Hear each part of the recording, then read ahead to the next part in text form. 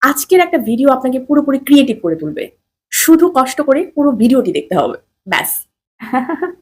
ছোটবেলায় এক ধরনের খেলা খেলতাম। কি খেলা জানেন? বড়রা আমাদেরকে বলতো, "আমি যা দেখি তুমি কি তা দেখো? যদি দেখো বলো তো এই কাপটা কোথায় আছে? ব্লু রঙের একটা কাপ।" আমরা খুঁজতাম। তারপর সেই কাপটা পেয়ে গেলে বলতাম, "ওই যে আমি কাপটা দেখতে পাচ্ছি।" এরকম খেলা আপনি খেলেছেন না? দৃষ্টিকোণের এই খেলাটা পুরোপুরি ভুলভাবে আমাদেরকে খেলতে বলতো।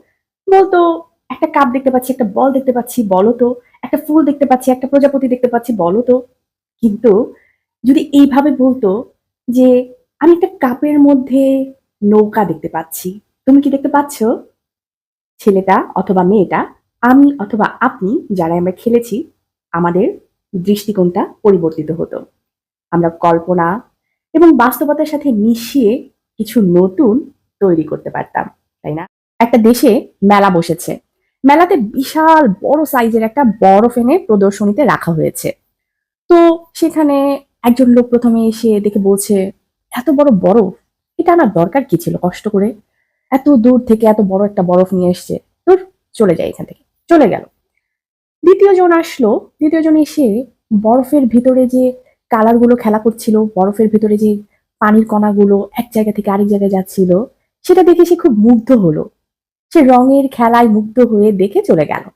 ব্যাস আর কিছু চিন্তা করল না। ৩য় জন যিনি আসলেন, তিনি অনেকক্ষণ পরে বরফটাকে দেখে ভাবলেন, এই বরফটা এত বড় একটা বরফ সে এখানে নিয়ে এসছে মেলাতে, নিশ্চয়ই এটা দিয়ে কিছু একটা বানানো যেতে পারে। কি বানানো যায়? এটা দিয়ে আমি ভাস্কর্য বানাবো এবং মানুষ এটাকে দেখবে, দেখে পয়সা দিবে, আমার লাভ হবে, মানুষও নতুন কিছু দেখবে। সে একটা বিজনেস আইডিয়া তৈরি করে ফেলল। ৩ জন মানুষ একই বরফ দেখলো, কিন্তু ৩ জন ৩ রকমের চিন্তা করলো। ঠিক যেন আমার আগে বলা গল্পটা দৃষ্টিকোণের মতন। মানে একেক মানুষ আমরা একেক জিনিস দেখতে পছন্দ করি, তাই না? গল্পটা এখানেই শেষ না। এখন আসি ইতিহাসে। চীন দিয়ে শুরু করি। চীনারা কি করত?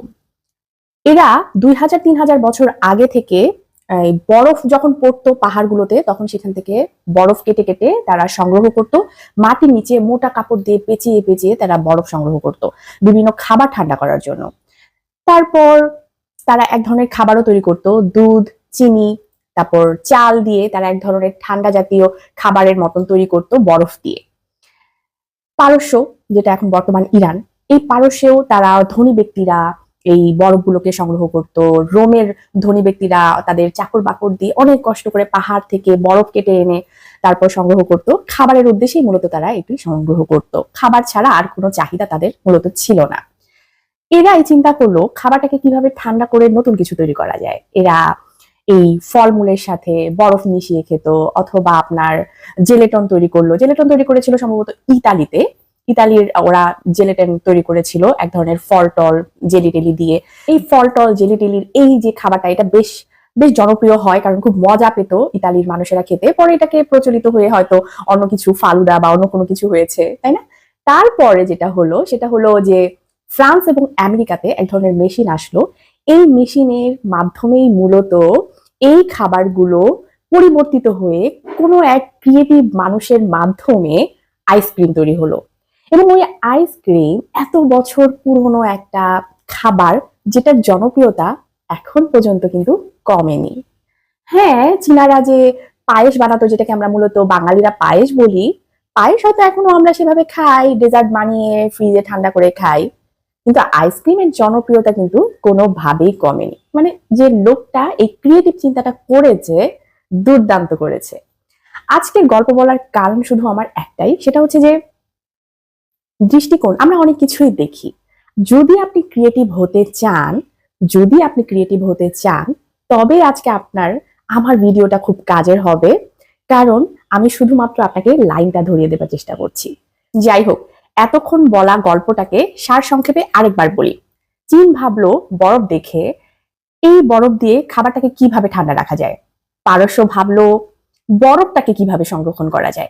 রোম বরফকে দিল সৌন্দর্য, ইতালি দিল খাবারের স্যুপ, জেলাটো, আর ফ্রান্স আমেরিকা দিল কি?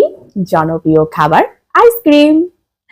এই যে পরিবর্তিত দৃষ্টিকোণ, সেটা যদি জীবনে আনতে পারেন, যাই দেখেন না কেন, যেটাই দেখেন না কেন, যেটাই করেন না কেন, একটু নতুন ভাবে যদি চিন্তা করেন, আপনার ক্রিয়েটিভিটি যে বয়সেই হোক আসবেই, এবং আপনি সেখান থেকে দুর্দান্ত কিছু তৈরি করতে পারবেন। ভালো থাকবেন সবাই। আমার গল্প ভালো লাগলে অবশ্যই শেয়ার করে দিবেন। আল্লাহ হাফেজ।